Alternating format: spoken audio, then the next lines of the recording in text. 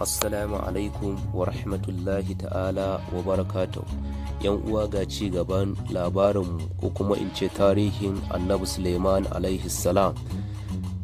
Sai annabi Dauda alaihi salam ya ce, ya kai karamin ɗana, ina kashedinka da fushi, domin fushi yana wulaƙantar da ma'abocinsa.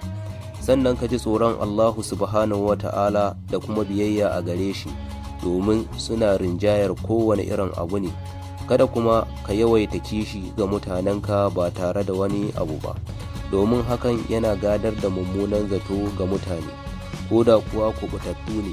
Ka yanke kwaɗayi ga abin hannun mutane, domin hakan wadata ce, kuma kada ka yi kwaɗayi domin shi talauci ne mahalarci. Kuma ina kashedinka da faɗar abin da zai yi maka wahalar cikawa, da kuma abin da zai yi maka wahalar aikatawa. Ka kuma tsaye da kanka da harshenka akan gaskiya, ka kuma nizamci kyautatawa. Idan kuma kana da ikon alkhairinka na yau zai fi na gobe, to ka aikata.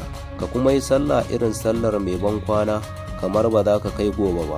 Kada kuma ka zauna da wawaye, kada kuma ka gaya wa malami ko malamai mummunar magana, kada kuma ka yi jayayya da shi akan addini.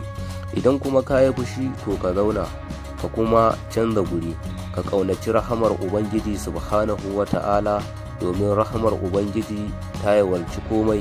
Sannan an ce, lokacin da aka kalifantar da annabi Suleiman alaihi salam, sai ya ɓoye al'amuransa, ya kuma auri wata mace, ya kuma ɓuya ga mutane, ya fuskanci ilimi da kuma ibada. Wata rana wannan matar tasa take cewa ita bata taɓa ganin mutum mai kyawun ɗabi'u irinsa ba, kuma mai daɗin ƙanshi ba. Assalamu alaikum wa rahmatullah. Yan uwa, za ku iya sauraron ci gaban karatunmu wanda za mu kawo muku nan gaba.